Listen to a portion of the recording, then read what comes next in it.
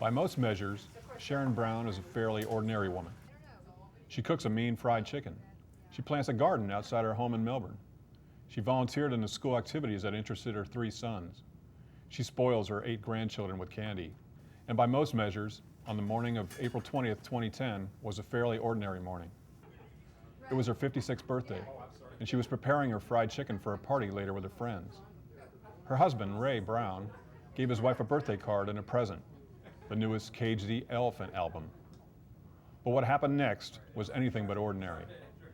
Brown walked outside her house on Albert Drive, where a friend was waiting to give her a ride. Just as she was climbing into the car, the deputies arrived, then the state prison agents and the FBI. They slapped her in handcuffs. Her friends and her husband stood shocked, flabbergasted that the woman who never got in trouble with the law, who never harmed a soul, was being arrested, and by a small army of police.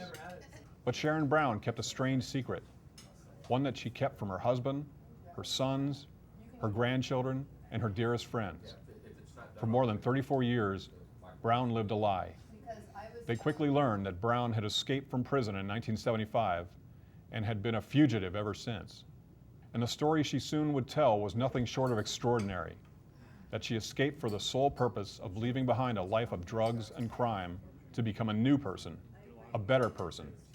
And according to friends, family, and justice system officials, the most amazing part of that story is that she did just that. First, Sharon Brown wasn't even her real name. She was born Paula Eileen Carroll in Osceola County. Anything that possibly could be troubled about her youth was indeed troubled. I was a kid, and I didn't always agree, well, I never agreed with what my parents, their philosophies, their politics, anything. So it just kind of went downhill from there. And I was very stubborn and probably pretty obnoxious. She was a teenager in the early 70s, and drugs became her life. She did pretty much everything except marijuana. She used drugs every day since she turned 15 years old. She lived a rock and roll lifestyle. She went to concerts every chance she got, partied on a bus with Leonard Skinner, and met the Allman Brothers. She ran away from her parents' home in Kissimmee and moved to Daytona Beach, a runaway mecca in the late 1960s. She got involved with motorcycle gangs in Daytona, even got a tattoo that says, "Scooter Trash." That was the runaway capital of the Southeast at that time. And like I said, it was, it was late 60s, early 70s, and it was wide open. I mean, the cops didn't hassle you. You could sleep on the beach. You could panhandle, just kids. And there were hundreds of kids, hundreds of runaways from all over the country were there. So you kind of had like communal living, and somebody had enough money to rent a room, like 40 people would crowd in, and that kind of stuff. And there were drugs.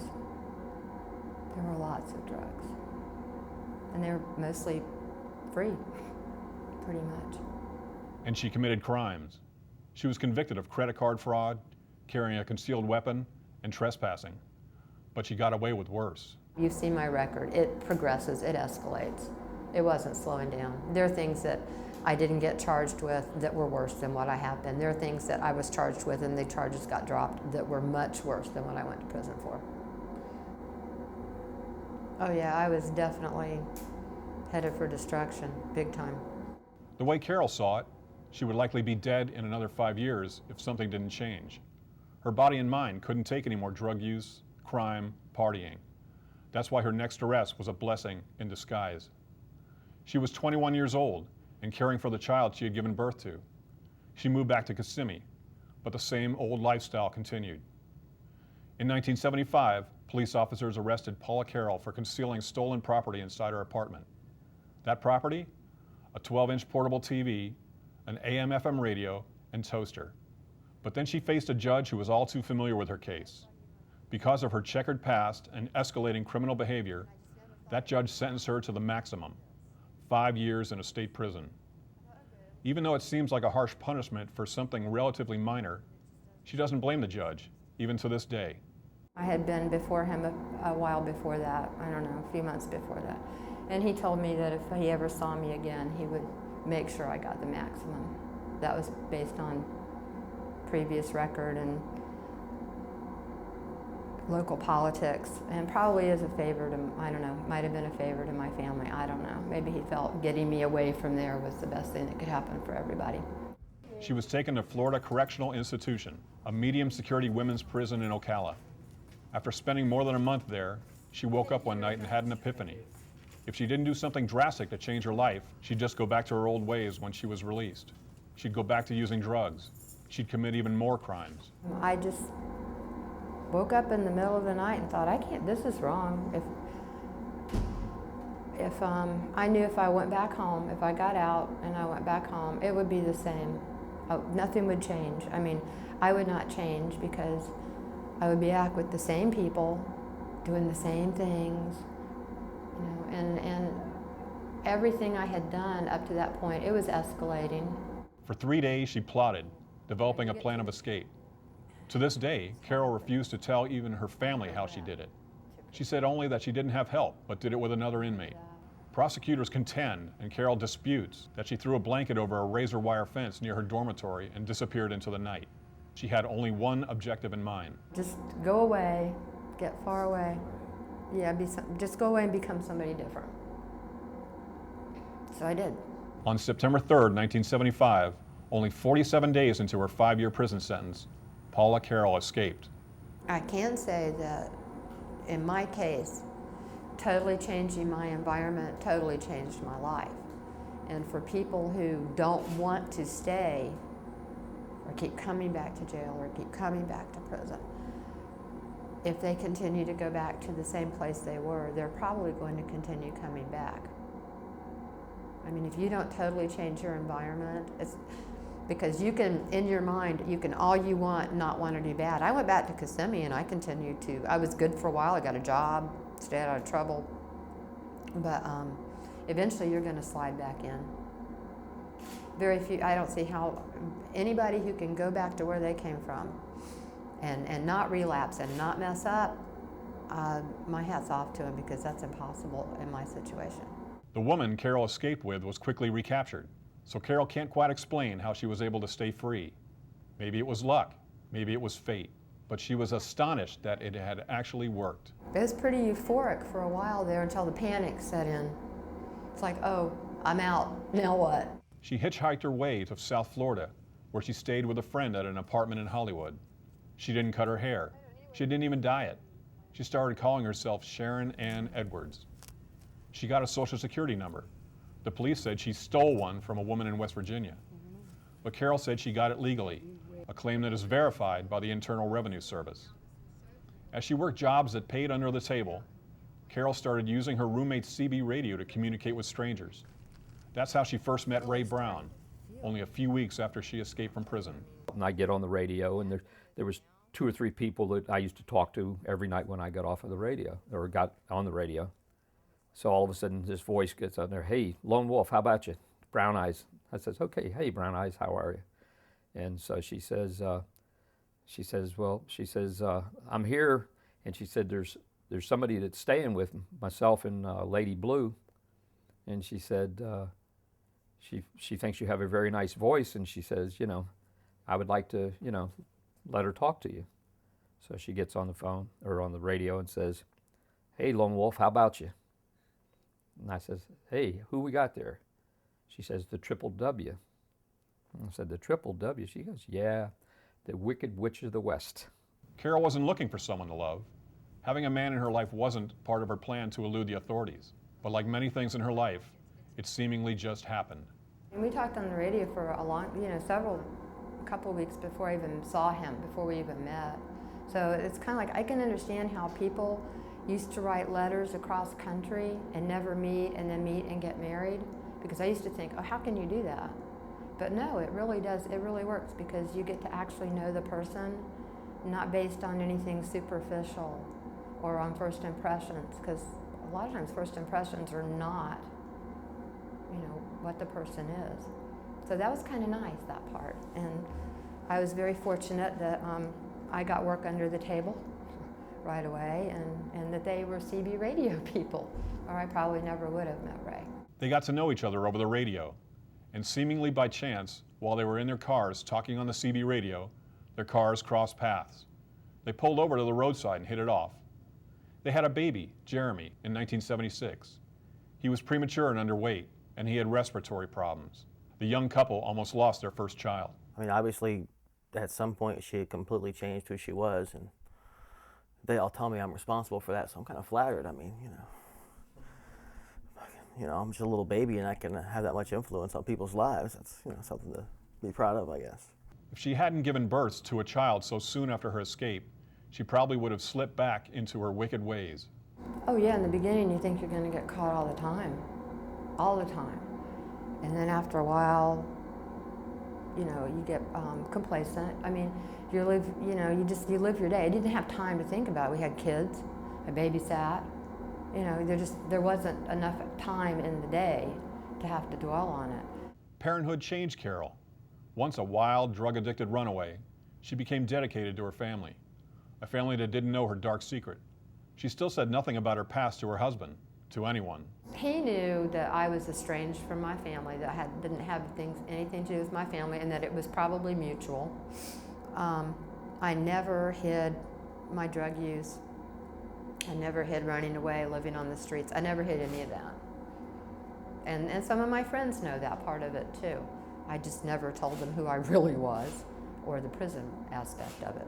Carol's new life as a volunteer started in a few weeks she stayed in the hospital with her newborn. We'd sit in the rocking chair and talk or whatever, and it got to the point where we were there so much that we'd be in rocking chairs rocking. The next thing I know, a nurse would put a baby in my arms or something, even if I didn't have Jeremy, and ask us if we would feed a baby. So we sat there. So if I had Jeremy, Sharon didn't have the baby, they would put a baby in her arms and she'd be feeding somebody else's baby. When she left the hospital, the nurses thanked her with a supply of diapers. Her volunteering escalated, but Carol doesn't credit it to the goodness of her heart. It's just something every mother, every caring citizen should do. Carol and Ray Brown got married in a small ceremony in Lakeland. Of course, that marriage was null and void because Carol wasn't the person she claimed to be. Over the first few years of her marriage, the couple had 2 more sons. Carol started volunteering in their elementary school as a classroom mother. She read to students, helped them make crafts. She and her husband organized school events like a Halloween haunted house. Most of the people I know have been room mothers and some kind of scout leader and a youth group minister. I mean, no. I thought most people did those things. I really did. In 1986, Ray Brown got a new job with a computer company in Melbourne. The couple bought a house and moved from South Florida to Albert Drive, where they've lived ever since. Carol went through another period of panic because Melbourne is so close to Osceola County, where she grew up.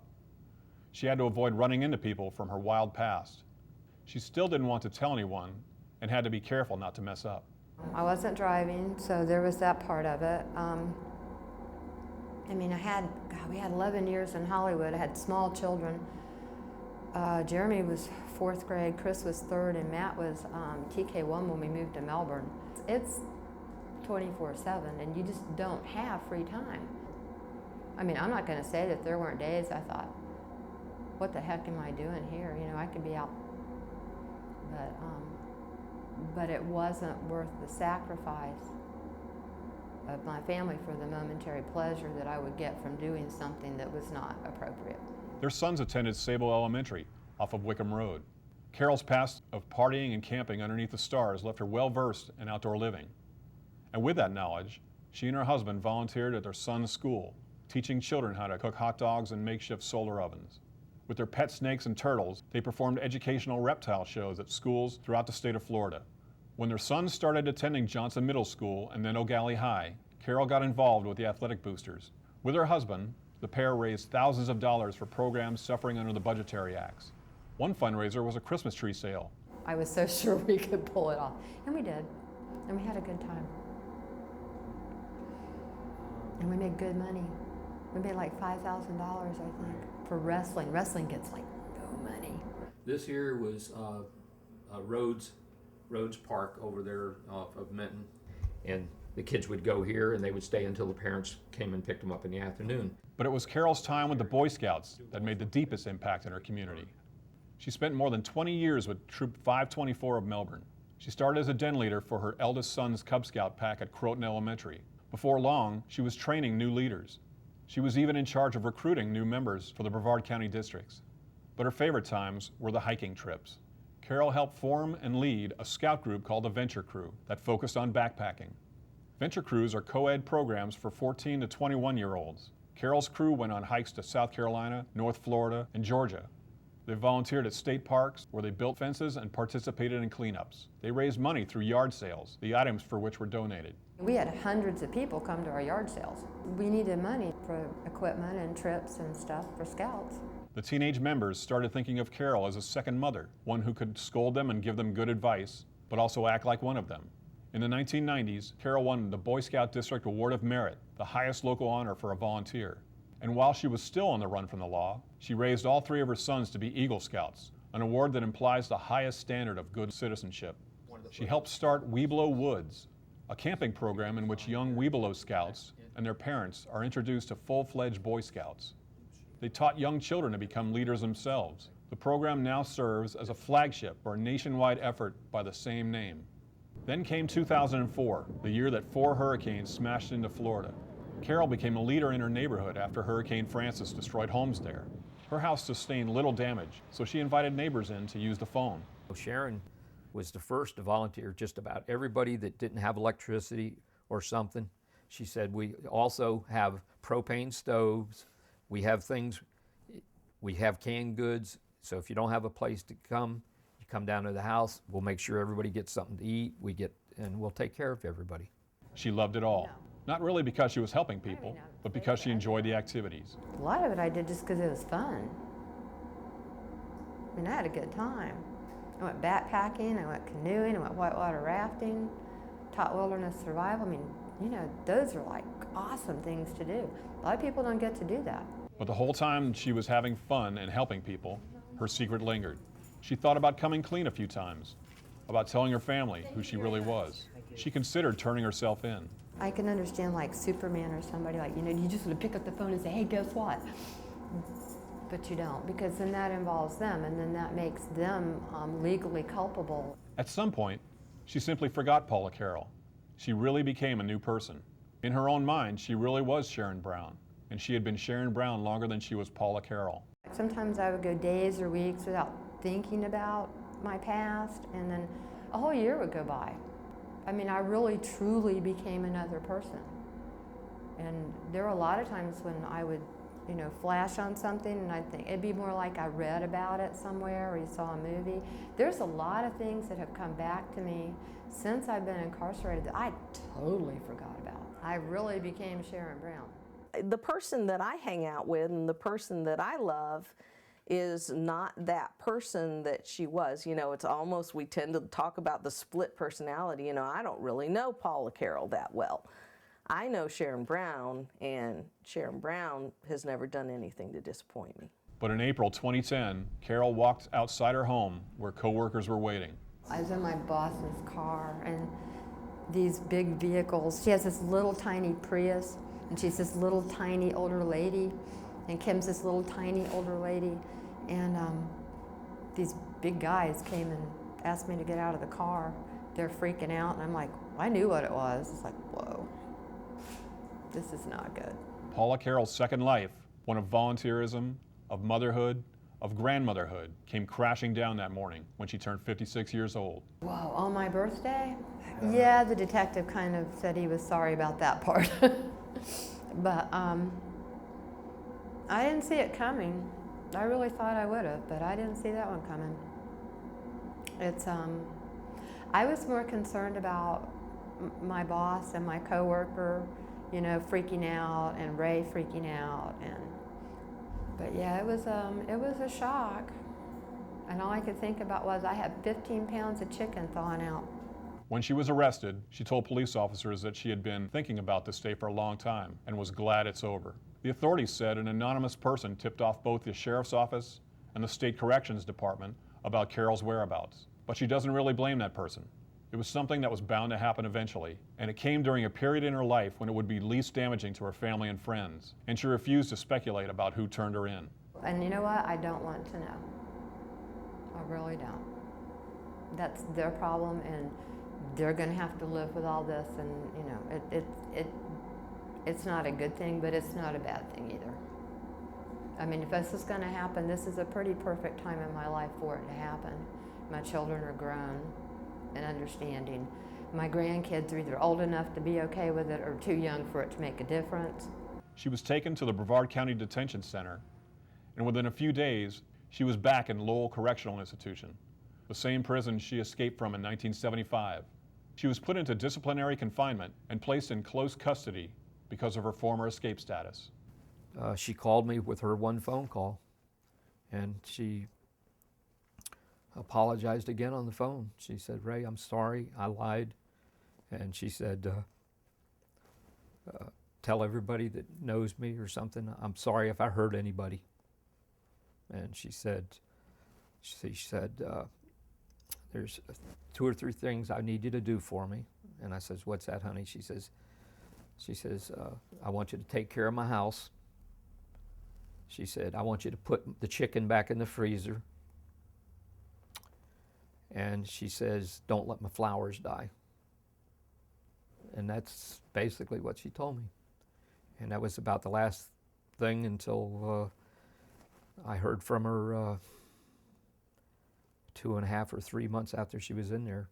Well, my dad called me, and like I told you before, when he first said it, I thought it was a joke. I mean, it was her birthday, and I thought somebody had taken a play on my playbooks. We actually had some friends of mine fake arrest a buddy of mine and drag him to a birthday party one time.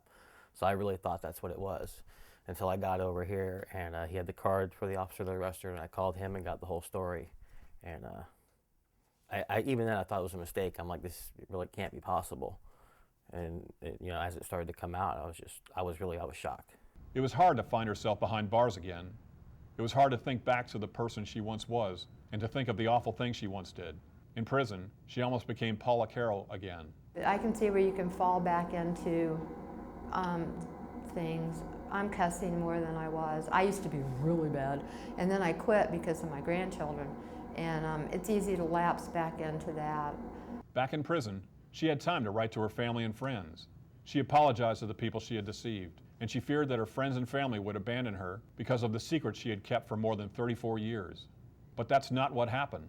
I mean, it's kind of weird from, you know, just like, she's my mom, she's just my mom, she was, you know, just another person in the crowd, and then all of a sudden everybody knows who she is, everybody knows who I am, and it's a little weird. I mean, even now, I mean, I don't think it's that big a deal. I think, I know this happened, and we'll get past it, it'll be over, but, you know, it's just a weird situation. I mean, what can you really say? I mean, how many people does this happen to? This has got to be, it's one of those things you read about in a book or you see it on a movie, but it's not supposed to really happen this way. She's my best friend, and I know that I could lean on her at any time. And that's why I think when she was arrested, I was not surprised, but it hurt because, oh my gosh, you know, this person who I lean on, I talk to, I love, you know, I may never see again. And so that was the biggest shock and hurt for me, because I definitely lean on her and love her. I think it's harder on them than it is on me, because it's kind of like being in a bubble. You know, you're kind of just floating along and you just manage. Whereas they're home and they're in the house, and I'm not there. Carroll still had more than 4 years and 5 months to spend in prison on her original 5-year sentence for concealing stolen property. But soon after her arrest, Carroll's friends and supporters began writing to Governor Charlie Crist and to the Florida Parole Commission, pleading for her release. They said her years of community service had more than paid for the crime she committed. The trickle turned into a tide. Hundreds of letters came in on Carroll's behalf. They included letters from high-profile supporters, such as Belvin Perry, the chief judge in Orange County, who presides over the Casey Anthony murder case. It's amazing that this many people would come forward. People I don't even know. I'm getting letters from people I don't even know. 6 months after she was arrested, the Parole Commission heard her case. It was on the docket along with murderers, rapists, and kidnappers. About 20 friends and family members packed a small hearing room in Tallahassee and pleaded for Carroll's freedom. They had only 10 minutes, but they made their case. There were 8 of us who really felt like we wanted to speak and have a message, and there's only 10 minutes. So we literally, here's your assignment, this is what you're talking about, you have 45 seconds. Here's your assignment, this is what you're talking about, you get 2 minutes because you're her son. You know, so we all kind of had our assignment and our number of seconds we were allowed to talk. We had our timekeeper that would poke us on the back as soon as our time was coming up. The commissioners said they had never before encountered such a case. They agreed with the testimony that she had rehabilitated herself and become a model citizen during the years she was a fugitive. Carroll's sentence was mitigated by the Parole Commission. That means her prison sentence could be converted to parole. They scheduled her to be released in 1 month. Carroll supporters celebrated, but there was a new rub. Prosecutors in Marion County, where she escaped from prison in 1975, decided to charge her with escape, a second-degree felony punishable by up to 15 years in prison. I was hoping that the state's attorney's office would decide, you know, this woman has done her time, she's been a good person and all. Why don't we just drop the escape charge? And that's what I was hoping. Her release date came and went as she awaited trial on the new charge. She lost almost 80 pounds. She passed her time in prison by pacing her 10-foot-long cell exactly 528 times, which figured out to be precisely a 1-mile walk. But gradually, she decided to accept her punishment instead of fighting it. She thought that she needed to serve her time in order to move on with her life. In November 2010, Carroll pleaded no contest to escape and accepted an offer of 1 year and 1 day in prison. I have spent the last 34 and a half years trying to be a better person. If I don't admit to this, that doesn't make me a better person. Carroll thought she would be given the full 8 years, so the plea deal came as a pleasant surprise. At some point you have to atone, at some point.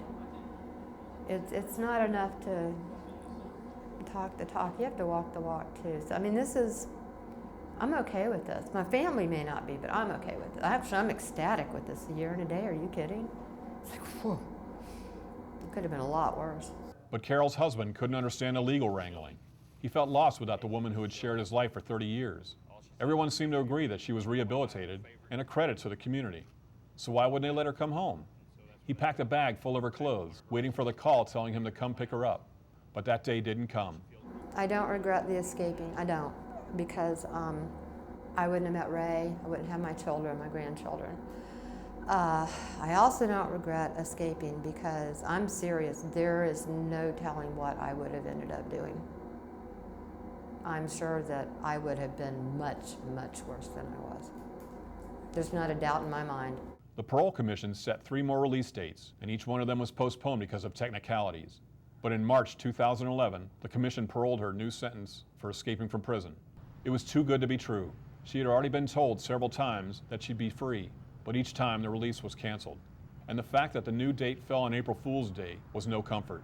But the day came, and she was free, and it was extraordinary. If you don't change your people, places, and things, you just can't make it. It's very difficult to make it without doing that. And sometimes you just have to make a completely clean, total break with everything that you knew. Because then you can be anybody. You know, there's no preconceived notions. You can just be or discover who you really are, which I guess is kind of what I did.